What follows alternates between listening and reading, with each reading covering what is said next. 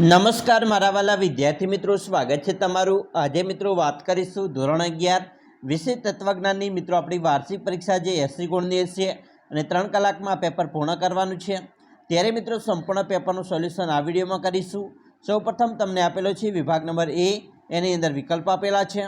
પહેલો વિકલ્પની મિત્રો વાત કરીએ તો પહેલું છે દલીલમાં ફલિત વિધાનની સંખ્યા કેટલી હોય છે, તો તેમાં મિત્રો 1 હોય છે। બીજું કે આ વિધાનમાં ઉદ્દેશ્ય પદ અને વિધેય પદ બંને અવ્યાપ્ત હોય છે, તો એની અંદર મિત્રો જવાબ આવશે એક દેશી વિધિવાચક વિધાન, બરાબર, એટલે કે સી ઓપ્શન સાચો છે। એના પછીની વાત કરીશું। ત્રીજું છે ના વિધાનનું પરિવર્તન શું થાય, તો મિત્રો ના થાય છે। ચોથું છે શરતી વિધાનમાં આવતા બે વિધાનો પૈકી તો પછી આવતા વિધાનને શું કહેવાય, તો તેને મિત્રો ઉતરાંક કહેવામાં આવે છે।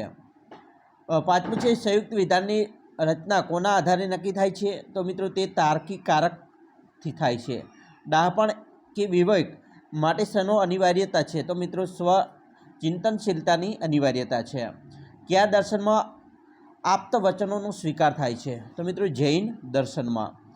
આઠમું છે આનંદ, સંતોષ, કૃતાર્થતા વગેરે કયા ગુણના પ્રાધાન્યમાં અનુભવાય છે, તો મિત્રો આવશે સત્વ। નવમું છે સદાચારી માણસે નૈતિક દ્રષ્ટિએ કયા પ્રકારના કર્મોને ઉન્નતિ રાખવા જોઈએ, તો એમાં મિત્રો આવશે જવાબ માનસિક, એટલે કે બી। મિત્રો ખાસ કરીને તમે ચેનલમાં પહેલી વાર આવેલા હોય તો ખાસ કરીને મિત્રો ચેનલ નીચે જે લાલ કલરનું સબસ્ક્રાઈબનું બટન આપેલું છે તેના ઉપર ડબલ ક્લિક કરી ચેનલને સબસ્ક્રાઈબ કરજો, જેથી કરી ધોરણ 11ના તમામ પ્રકારના જે મિત્રો પેપર સોલ્યુશન મૂકેલા છે એ મિત્રો તમે જોઈ શકો। 10મો પ્રશ્ન છે મિત્રો ઈશ્વર અને જગતના સંબંધ અંગે વધુ સંતોષકારક સિદ્ધાંત કયો છે, તો આવશે ઈશ્વરવાદ। એના પછી વિભાગ બી છે મિત્રો, અહીંયા એક વાક્યમાં જવાબ આપવાના છે। કેવા પ્રકારની દલીલમાં સંભવિતાર્થા સંબંધ હોય છે, તો મિત્રો આવશે મિત્રો તમારી કોમેન્ટ બોક્સમાં તેનો જવાબ લખવાનો છે। 12મો પ્રશ્ન છે મિત્રો વર્ગ એટલે શું, તો વર્ગ એટલે અમુક વિશિષ્ટ ગુણો કે લાક્ષણિકતાઓ સમાનપણે ધરાવનાર વ્યક્તિઓ કે પદાર્થોનો સમૂહ, દાખલા તરીકે મિત્રો માનવ સમૂહ। તેનું છે પ્રતિવિધાનનો ઇયતા અંગેનો નિયમ જણાવો, તો મિત્રો પ્રતિવિધાન કરતી વખતે ઇયતામાં ફેરફાર કરવો જરૂરી નથી, એટલે કે જો આધાર વિધાન સર્વદેશીય હોય તો ફલિત વિધાન પણ સર્વદેશીય રાખવું, અને જો આધાર વિધાન એકદેશીય હોય તો ફલિત વિધાન પણ એકદેશીય રાખવું। એના પછી વ્યાખ્યા આપવાની છે નિષેધવાચક, તો મિત્રો જે સંયુક્ત વિધાનમાં નથીકારક વડે મૂળ વિધાનો નિષેધ કરવામાં આવ્યો હોય તો તે સંયુક્ત વિધાનને નિષેધ કે નિષેધવાચક મિત્રો વિધાન કહે છે। એના પછી 15મું છે જરૂર મુજબ કૌંસનો ઉપયોગ કરીને નીચેના વિધાનો ચોકસાઈપૂર્વક પ્રતીક રજૂઆત કરવાની છે, તો અહીંયા મિત્રો ખાસ કરીને કાં તો તેની જીત થશે અથવા તો હાર, અને કાં તો તેને પૃથ્વી રાજ્ય મળશે અથવા તો સ્વર્ગનું રાજ્ય મળશે।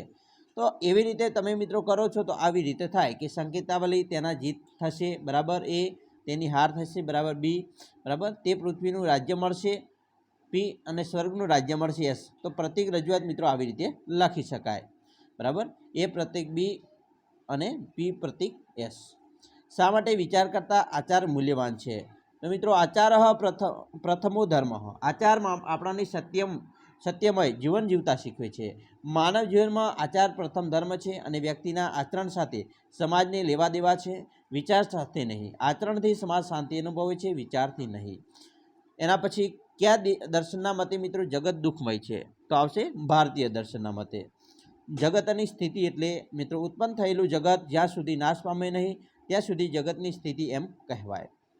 19મું છે શા માટે પરમાત્માને કર્મફળ પ્રદાતા કહેવાય, તો મિત્રો પરમાત્મા એ જીવાત્માના કરેલા કર્મોની સાક્ષી છે, તેમાં જીવાત્મામાં કરેલા કર્મોનું ફળ પરમાત્મા આપતો હોવાથી તેને ફળદાય એવું કહેવી શકાય, બરાબર, કર્મફળ પ્રદાતા કહેવામાં આવે છે।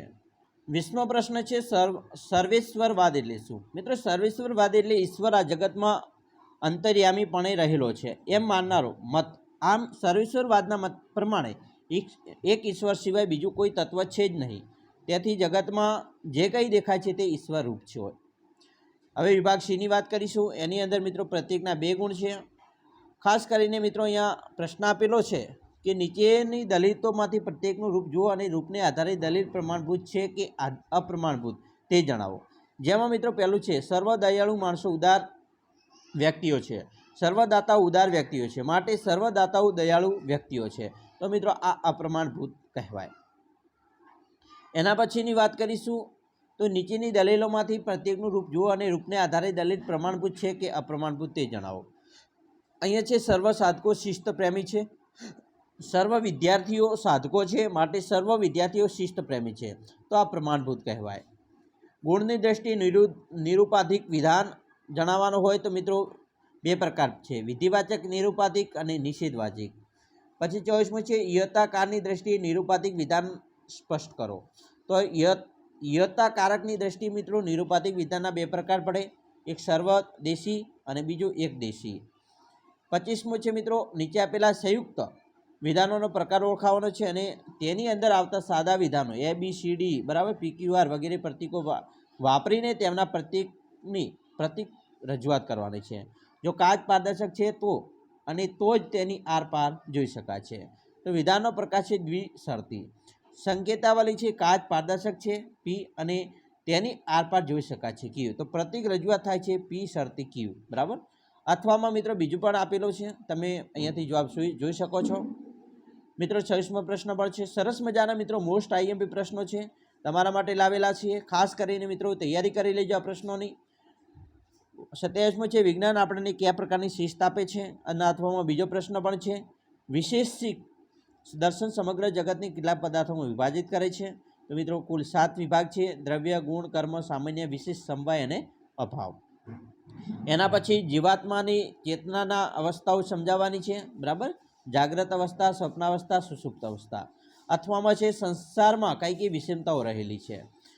હવે એવી રીતે વિભાગ ડીની વાત કરીશું. પ્રત્યેકના મિત્રો 3 ગુણ છે. 29મો પ્રશ્ન છે કે પ્રત્યેકનું ઉદાહરણ સહિત લક્ષણ આપો. અહીંયા મિત્રો પરિવર્તન, તો એના વિશે મિત્રો સરસ મજાના જવાબ આપેલા છે. મિત્રો દરેક પ્રશ્નોની છણાવટ કરજો. હું તમને અહીંયાથી ધીમે ધીમે વિડીયો સ્કીપ કરું છું. હું પ્રશ્ન બોલીશ અને તમે મિત્રો સાંભળશો. એના કરતાં તમે બેટર છે કે આ જે પ્રશ્નો મોસ્ટ IMP આપેલા છે એને મિત્રો યોગ્ય રીતે તૈયારી કરજો. આ પ્રશ્નો જે આપેલા છે એ તમારી પરીક્ષામાં પૂછાય એવા પ્રશ્નો છે, એટલા માટે તૈયારી કરવી તમારા માટે ખૂબ જ છે. તત્વ જિજ્ઞાસા એટલે શું, દર્શન શબ્દનો અર્થ સમજીતી આપો. દરેક મિત્રો સ્ક્રીનશોટ પાડી શકો છો અથવા તમે એની અંદર સ્કીપ કરીને પણ વિડીયો જોઈ શકો છો, પ્રશ્નોના જવાબ જોઈ શકો છો. શારીરિક દ્રષ્ટિએ જીવાત્માનું સ્વરૂપ બરાબર. તો અલગ અલગ પ્રકારના મિત્રો ઘણા બધા પ્રશ્નો આવેલા છે, તમે જોઈ શકો છો. તો આ પ્રશ્નોનો તમારે યોગ્ય રીતે અભ્યાસ કરવો જરૂરી છે. તો અહીંયાથી જે વિડીયો સ્કીપ થાય છે એ મિત્રો જોઈ અને ખાસ કરીને તેના પ્રશ્નોના જવાબ છે મિત્રો તૈયાર કરી લેજો. દરેક પ્રશ્નોની યોગ્ય રીતે છણાવટ કરેલી છે બરાબર. અલગ અલગ પ્રશ્નો મિત્રો આપેલા છે. પ્રતીકોનું મહત્વ ઉદાહરણ સહિત સમજાવવાનું છે. ઈશ્વર જગતનું તાત્વિક અધિષ્ઠાન છે. તો આવા મિત્રો પ્રશ્નો જે આપેલા છે તમારા માટે મોસ્ટ IMP બની રહેશે. તો આશા છે કે તમને આપણો આ વિડીયો છે ખૂબ જ ગમ્યો હશે, અને વિડીયો ગમ્યો હોય તો મારા વાલા વિદ્યાર્થી મિત્રો લાઇક, શેર અને સબસ્ક્રાઈબ કરવાનું પણ ન ભૂલતા.